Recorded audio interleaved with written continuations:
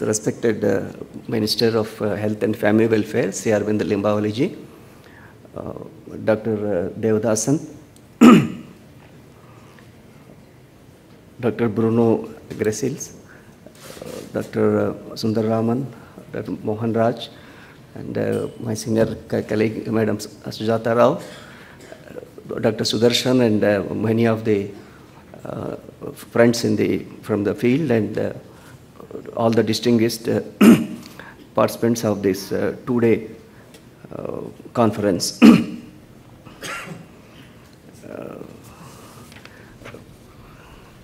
I could browse through the booklet that is given to me, but some of the research papers are going to be presented during this two-day conference.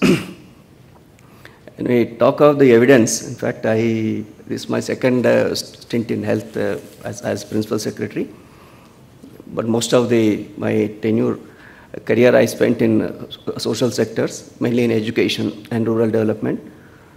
So with the background of dealing the subjects of social sectors like education and complex issue of rural development, I feel that evidence, when we talk about it, it is a unilinear experience. The researcher looks at an issue from a particular point of view and ignoring not that I can't blame him or her, but when the research looks at a problem of whether it is health or education or rural infrastructure, they look at a particular point of view, ignoring or not giving the proper attention to connected or relevant issues to the concerned issue.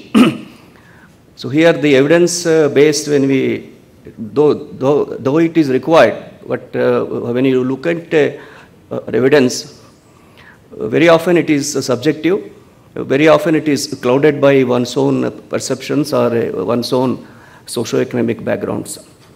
Here, when I talk about the health, can health be looked at as a standalone social issue? It can't be, because if you talk at anybody from the richest to the poorest, whatsoever the field of their work, if anyone, no one can says that I don't want to be healthy.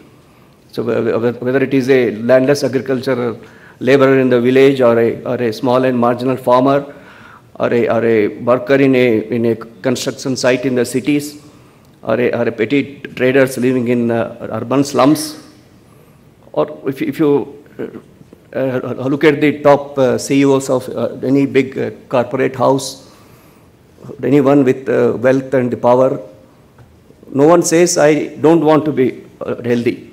This is a common denominator. In that context, why there is a ill health, why an agricultural laborer or a woman in the village, why a person from a scheduled caste and a scheduled tribe family, why he is deprived of certain opportunities, what prevents him or her to be healthy.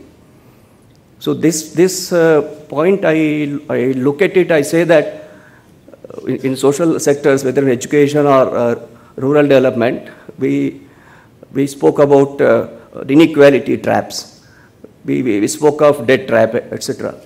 But can there be illness trap? If you look at an agricultural laborer, or if you track a life of a person from infancy, from childhood, from adolescence, from adulthood and the old age, if you track a life of a person, life cycle of a person, he or she is caught in a trap. So in that the context, how does the evidence help us to evolve policies that are sustainable and also have an impact? Because when I talk of an impact, social sectors impact unfortunately cannot be over a period of a fortnight or a few years. It will be a decades. Whatever the interventions which we initiate in the health sector or any important social sector, the impact will be long term, and that impact requires a vision to see that particular actions of in a particular area, what forces will trigger, what type of changes it will evolve, what type of complications it will lead to, what will be the consequences. So in that context, I suggest that evidence-based research should look into the context of that particular area, and also interconnected issues of other sectors, whether it is a safe drinking water, whether it is a sanitation, whether it is a housing, whether it is a nutrition. These are the education. These are the issues have to be looked into when we speak about the deficiencies in health systems. Coming to Karnataka, because I thought of quoting some figures, but it may not, since most of you are aware and some researchers are speaking about Karnataka's systems. But as an administrator and a bureaucrat who was associated with NRHM right from 2006 onwards, I could feel a dramatic change in the way we look at the health issues. I compliment the Government of India for initiating such a visionary mission in the country. In the past, we had hospitals, we had sub-centers, we had PSCs, we had doctors, we had diseases, we had the systems. But way we look at them was the different. But the mission brought a sense of urgency and also brought a integration of many of the vertical programs under one umbrella. And also the issue of communitization. This became a central feature of mission, whether it is a village health and sanitation committee, or whether it is ASHA, whether it is Arogya Raksha Samitis at primary health center level, sub-center with the community health center level, or a general hospital, or the state level health and family welfare societies. So the whole system of a health sector has undergone a very significant change with intervention of Government of India with the launch of National Rural Health Mission. Here when we talk of community interventions, when I talk of the community, I say it's a community involvement in participation in planning and in action and in monitoring, including the coordination and corrective measures. This is a whole cycle of community participation, not as a mute spectators, but as the active participant. Because community, whether it is talk of an individual, whether it talk of a family, whether it's a community or a society, they have stakes. So when they have the stakes, why they are kept out of the system? Mission recognizes the role of a community correctly and brings in a community as a central focus in triggering and sustaining the reforms. Again, the challenge before is that merely if you form a village health and sanitation committee, merely if you have a Arogya Raksha Samiti or a state welfare society, it requires a very serious change in attitudes of the professionals. Be a doctor, whether it is a health worker, whether it is an administrator, because we never recognize the role of a community as harbingers of change and harbingers of the reforms. Because in other social sectors like education, right from 1990s, 1986, when new education policy came in the country, so whole community-centered approach to reforming and sustaining the changes in education, whether it is primary education or secondary or vocational education, of the nearly about 2 to 3 decades of work, now we are seeing the impact. Similarly, health sector, I feel that steps initiated by in mission, whether it is various levels, whether it is ASHA or bringing in a 24/7 concept or a first referral unit, the concepts, linking them to transport facility like 108, and bringing in the changes of a PPP model for bringing in the professionalism in managing primary health centers or a community health centers. This has impacted our performance very significantly. We may say that whether these efforts will be uniform. I'm afraid they cannot be, because within a state and within the district, within the country there are different states, within the state there are different districts, within the district there are the variations. But the general picture that it is emerging is that positive impact on bringing down infantile mortality rate, bringing down maternal mortality rate, bringing down the disease prevalence, and improving the performance of facilities right from sub-center level to this state level. This impact is quite significant, and I am sure with the support of researchers, because it is here you will be able to play a significant role and guiding us and helping us, and if there is any directional changes are required, your inputs will be quite useful for us. Again, these inputs should be broad-based, contextual, and relevant to the reality. Secondly, the few changes. In fact, I say that from the government side, we could bring in very important legal framework for improving whatever the efforts in the mission. We have a Karnataka Private Medical Establishment Act. It came 2 years ago. It defines minimum service levels of quality, and also bring in a sense of responsibility to the private players in the medical arena. Second change, legal change I am referring to, because the manpower, because merely expanding institutions without planning for the manpower. Now, though a lot of contractual staff came at the various levels, we needed a long-term planning. It have two aspects. How do we sustain the motivation of doctors, paramedical staff, whether it is a pharmacist, a lab technician, or a health worker? How do we sustain their motivation? What we felt that in their promotions, in their postings, in their transfers, there is no transparency. There was a sense of arbitrariness. It was depending on whims and fancies of XYZ. So we had to bring in the transparency, bring in accountability. Karnataka, we brought an act called Karnataka State Transfer Regulation and Control Act.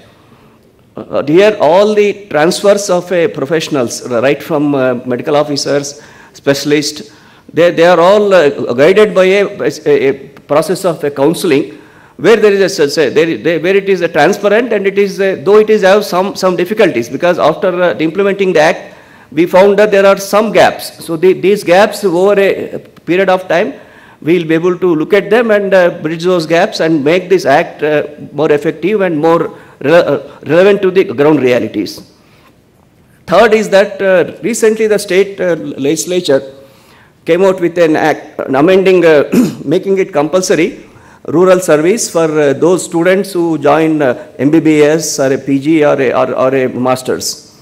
This is a very significant change, because what we found that Karnataka, with the largest number of registered allopathy doctors, still we have a shortage of large number of shortages. Again, these shortages are not uniform.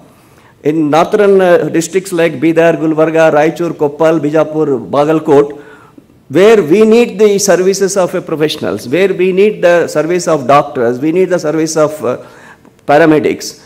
There is a reluctance on the part of the professionals to work in those areas, because those are the areas which are categorized as the category C districts, which have adverse health indicators. So here, though we tried our best, whatever the mission suggestions of hiring the contractual staff, many of them reluctant to work, because one reason I say that is because of the commercialization of medical education. It's a huge commercialization, which we do not want to talk about it, but it is a fact. If you, just to give an example, if anyone want to join a radiology in PG, prevailing rate in Karnataka is 1.7 crores. It may be similar in many states. For gyno, it is a 1.4 crores. So guy who spends 1.5 crore, 1.6 crore, if you are expecting him to work in the system as a specialist, it is not possible, unless I personally feel that some disincentives have to be there in medical education for those who opt to join MBBS or a PG or both for the graduates and also those who do the PG and masters. So this act, because this impact will be seen by us maybe in 2014 or 15. So there are the three important legal changes which we could bring in Karnataka, and apart from various programs which we have here. and two important initiatives which you are visualizing, because one issue which we thought that on one hand improving the facility, creating the demand, because both access and affordability and assured quality.